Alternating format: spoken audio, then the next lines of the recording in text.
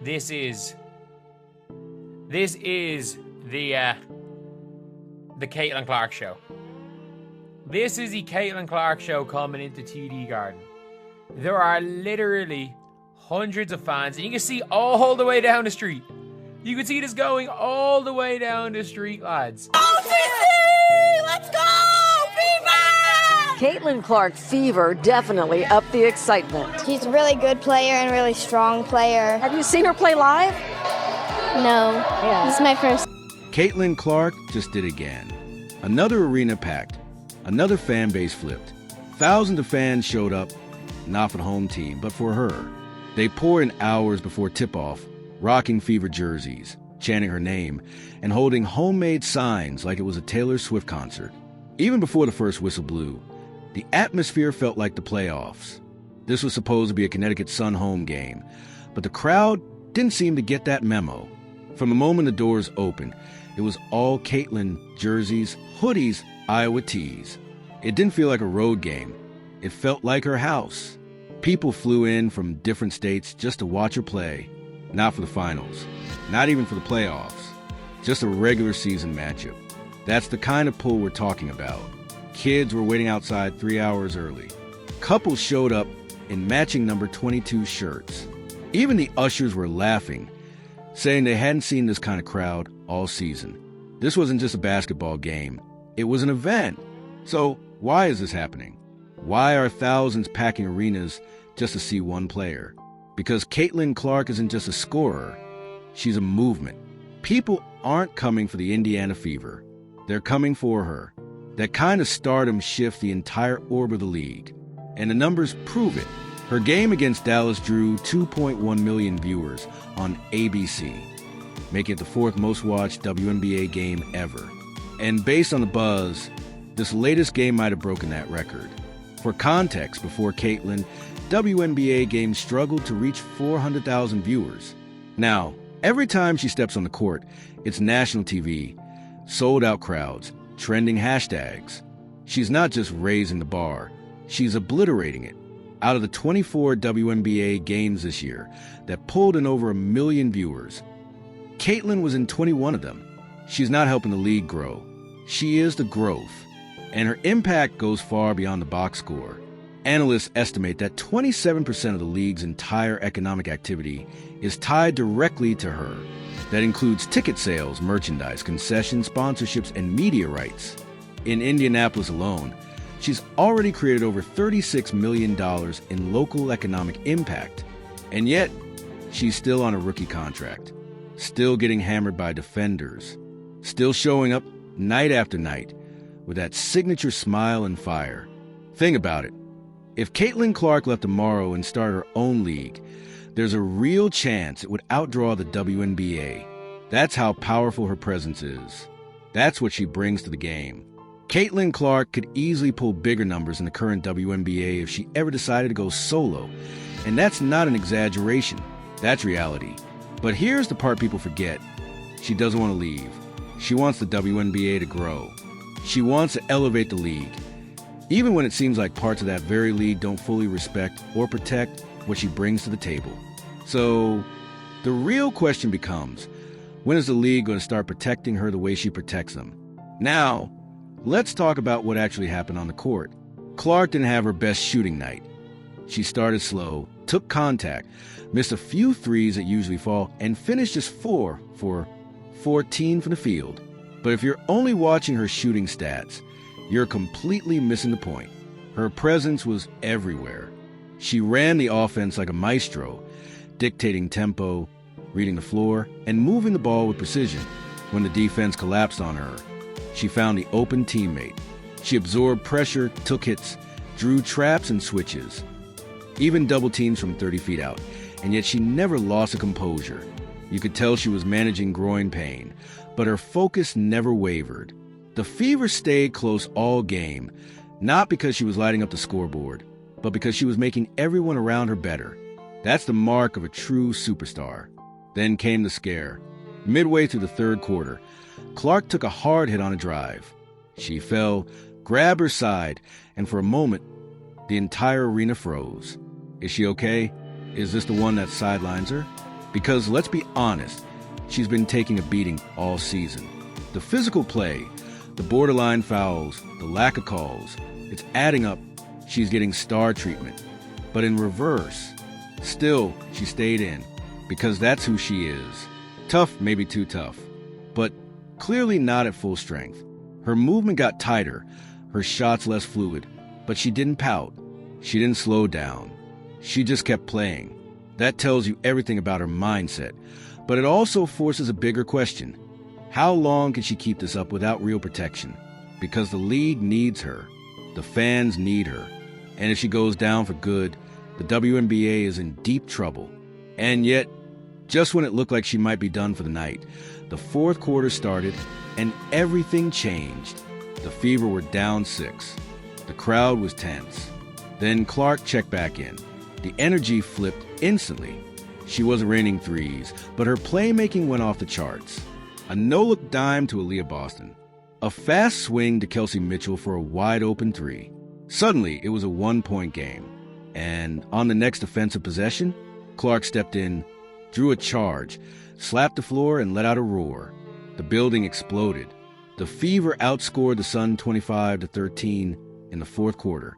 It wasn't just basketball. It was leadership, grit, and poise under pressure. She didn't need to score. She just needed to lead. And that's exactly what she did. So when we talk about Caitlin Clark's greatness, it's not just about logo threes or viral highlights. It's about presence. She controls the game without even dominating the stat sheet. Sure, for 14 isn't pretty, but her vision, her reads, the trust her teammates have in her, that's what sets her apart. That's what makes her special. And if the league doesn't start appreciating it and protecting it, they may not realize what they had until it's too late.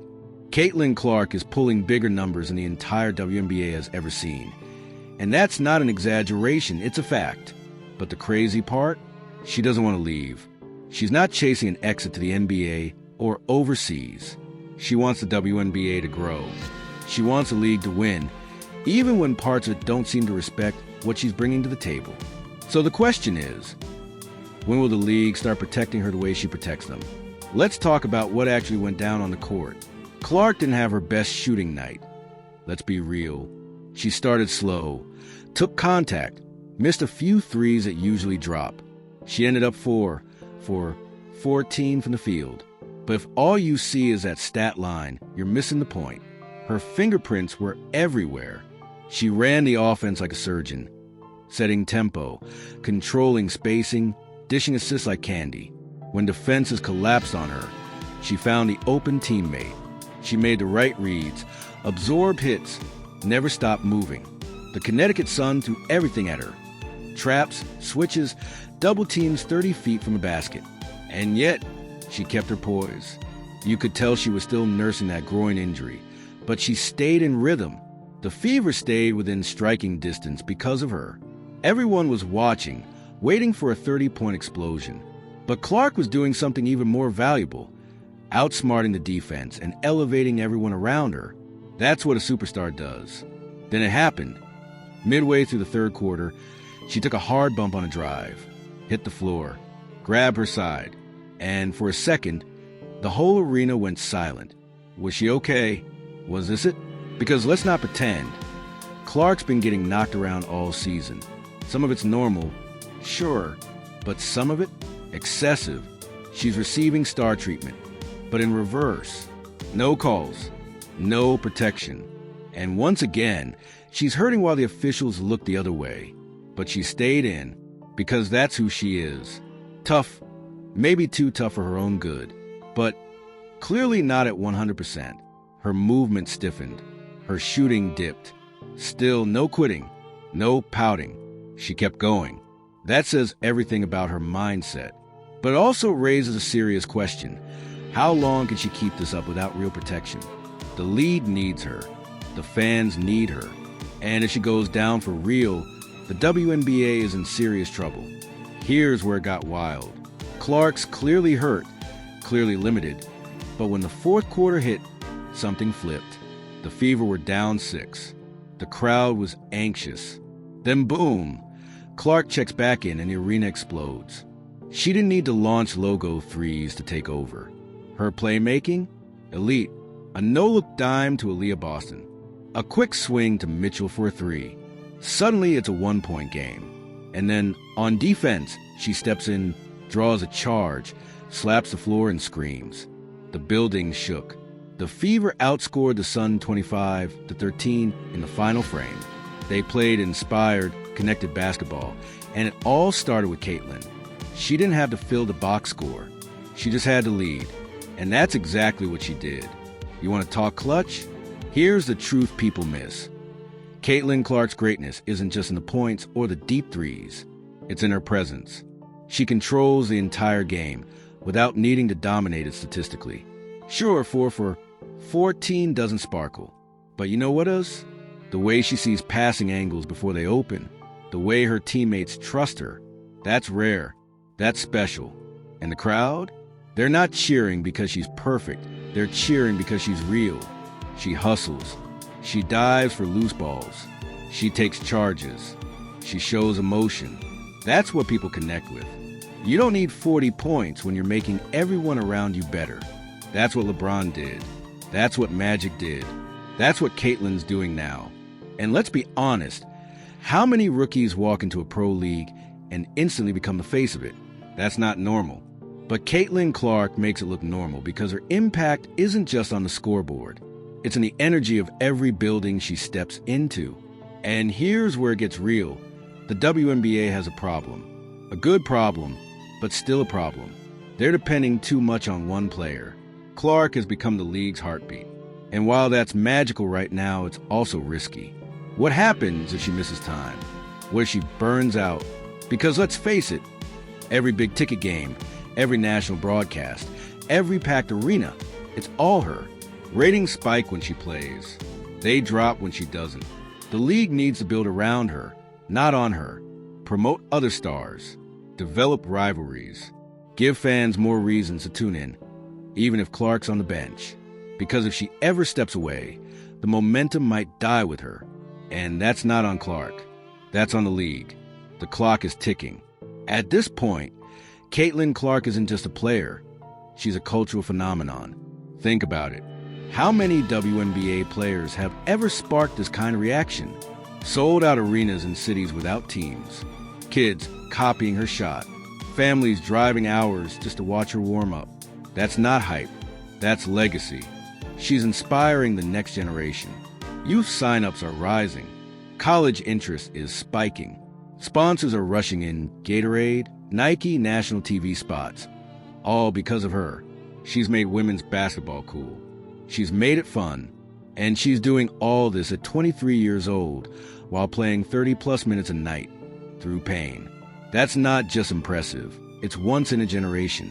So after the game, everyone's first question was, how's Caitlin Clark feeling? And sadly, the answer was, no one really knows. Coach Stephanie White gave a vague response. She felt something in her groin. We'll evaluate it. That's it. No urgency. No emotion. Just bland indifference. Like we're talking about a summer league role player, not the face of the sport. Are you kidding?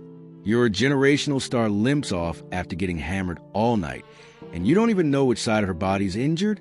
Then came the questions about all the physicality Clark's dealing with. And once again, Coach White gave her usual neutral line. There's a level of physicality I haven't seen in years. Great, but what are you doing about it? Where's the fire? Where's the accountability? If you're not going to stand up for your star publicly, don't act surprised when the refs keep letting her get mauled. Clark's getting beat up out there every single night. And her coach looks more like a spectator than a leader. And yeah, the team pulled out a gritty win. Natasha Howard stepped up. Sophie Cunningham showed heart. But let's not pretend that excuses this mess. White keeps using the excuse, we haven't had a full practice with the roster. It's July. Figure it out. New York's next. Another physical team. Another tough game. And Caitlin Clark's health is still a mystery. Because apparently, this franchise operates in a cloud of silence. Let's hope they figure it out before it's too late. Caitlin Clark is carrying this entire league. She's smashing viewership records, packing arenas hours before tip-off, giving fans unforgettable moments. And yet, she's still not being protected, still taking hard hits, still getting no calls, still dealing with a coach who won't even offer a straight answer. So I'll leave you with this. How long are we going to let this slide? If you're tired of the silence, if you're done watching her get disrespected, smash that like button. Hit subscribe if you're riding with Caitlin Clark. And let me know in the comments, should the WNBA do more? Should coaches be held accountable? Or are we watching the biggest star in women's basketball get worn down in real time